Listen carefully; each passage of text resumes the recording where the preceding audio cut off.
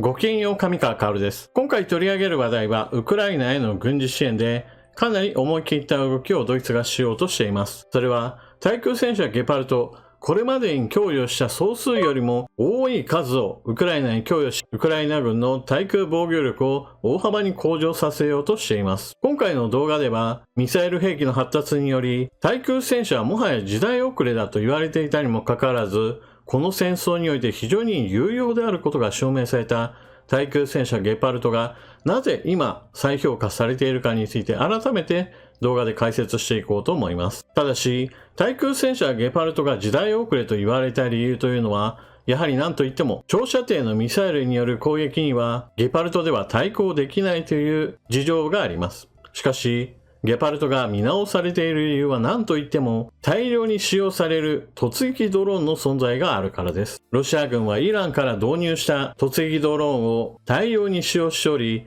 なかなかそれが尽きることがありません。なぜそのようなことになっているか、まずはそこから押さえておきましょう。ロシア軍による遠距離攻撃の手段は長射程のミサイルに加えて突撃ドローンがあります。ロシア自身もドローンは製作しているのですが、射程の長いものに関して言えばイラン製のドローンが大量に導入され、それらが使われています。イランとロシア間におけるこうした突撃ドローンの売買については双方の国で否定していました。現在もなお否定はしていますが、イランでしか作られない突撃ドローンが延々とウクライナへ襲来し続けており、イランによる突撃ドローンの輸出は続いているとされています。アメリカはこの件に関しイランを強く批判していますが、もともとイランは制裁を受けている国のため、そのようなアメリカの批判には全く耳を貸さない状態です。また、ロシア軍の長射程ミサイルなのですが、これらについても中国、イラン、トルコといったこれらの国から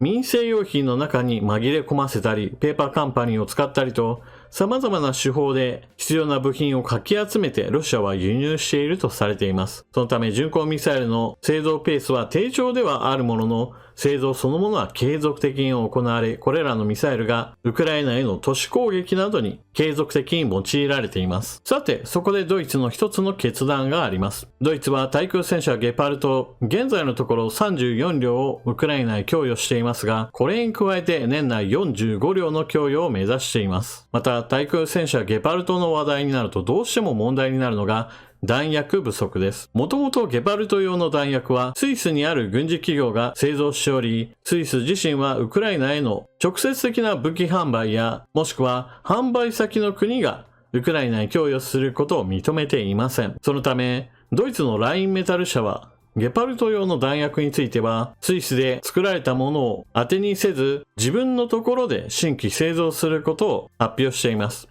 そのためドイツ国防省はラインメタル社に対してゲパルト用弾薬を製造し供給するように契約を行いました。このことそれ自体は2022年の年末頃に発表され、製造ラインが実際に稼働するのはこの6月7月から、そしてこれから順次供給が始まります。このように弾薬が供給されるめどが確実に立ったといったところから供与するゲパルトについても一気に送ろうとしているわけです。また、対空ミサイルとしては、ドイツは IRIS-T 対空ミサイルシステム年内にプラス2機、来年にはさらに4機をウクライナに供与することを目指しています。ドイツがウクライナに対して対空戦車ゲパルトの供与を一気に2倍以上まで引き上げようという意欲を見せたのは非常に素晴らしいことです。なぜならば、ロシア軍による遠距離攻撃に対して、全て、例えば欧米から供与されたパトリオットミサイルであるとか、IRIS-T、NASAMS など、様々な高性能ミサイルによって迎撃するのは、明らかにコスト負担が非常に高く、効率的とは言えません。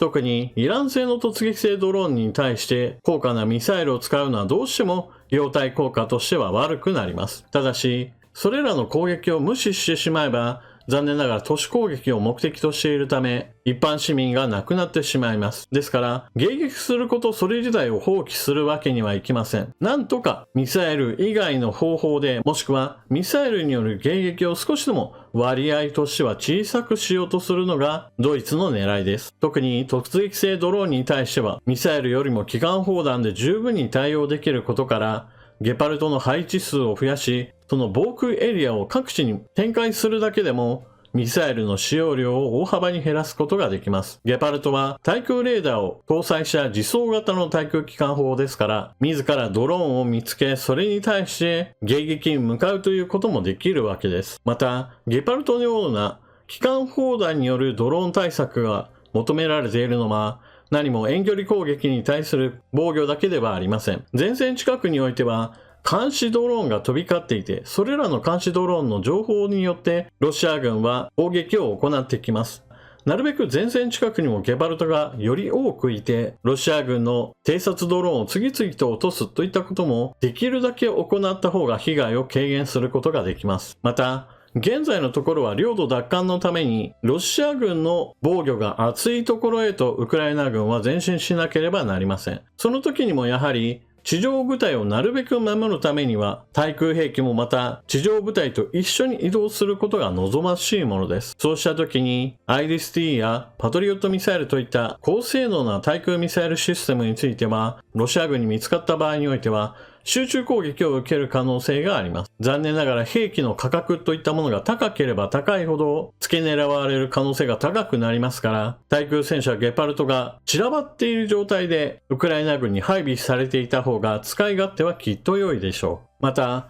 今回ドイツがプラス45両の供与を目指している。この動きを後押ししているのはアメリカです。アメリカにしてみても対空ミサイル、特にパトリオットミサイルシステムを供与していますから、ミサイルの消費量がどんどんと増えることは、弾薬を補給する側としても非常に辛いものです。特にアメリカの場合だと、パトリオットミサイルを毎日のように迎撃として使うといったことをあまり想定はしていませんでしたから、ロシア軍が首都キーウを狙ってミサイルをどんどんと撃ち込んでくる。これに対して、パトリオットミサイルが連日のように稼働してこれらを迎撃する。このような光景はアメリカにとっても製造ペースよりも補給ペースの方が速くなって、いずれは対空ミサイルの補給が追いつかなくなってしまうという危険性をもたらしています。なお、パトリオットシステムの迎撃率は非常に高く、開発メーカーとしてもその迎撃率の高さには驚いているほどだそうです。というのも戦争が始まる前、ロシア軍は自分たちの持っている兵器をことさら高性能として宣伝していました。西側の防空兵器では、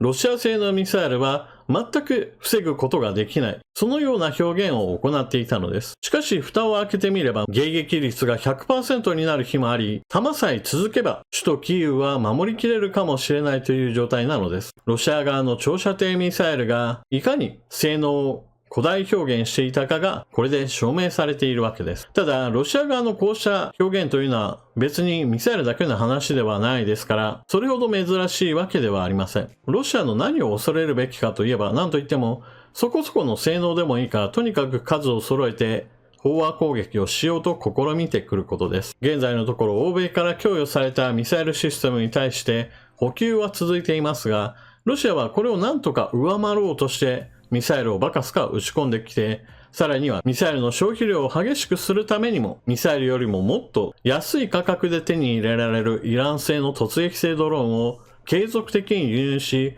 これをどんどんと打ち込んできているわけです。対空戦車ゲパルトの数が今よりも2倍以上にまで増えてくれば、もっともっと迎撃ミサイルの使用率を下げることができ、ロシア軍のこうした目論見を打ち砕くことも可能になってくるでしょう。というわけで今回の動画はここまで。かつて地上攻撃用のミサイルの発展に伴って対空戦車ゲパルトはもはやいらない子扱いされ、倉庫に眠っているものも数多くありました。しかしウクライナの戦場においては非常に長期間にわたって国家間戦争が続き、遠距離攻撃のミサイルだけではなく、突撃ドローンの大量導入といったものも見られます。これに対してコストの高いミサイルで全てを撃墜するのは難しく、いかにしてコストを安く、それでいて迎撃率を上げるか、そのための対空機関砲の存在といったものも再評価されるようになりました。本格的に実用的なレーザー兵器が普及するまでの間、まだまだドローンによる大量攻撃に対しては、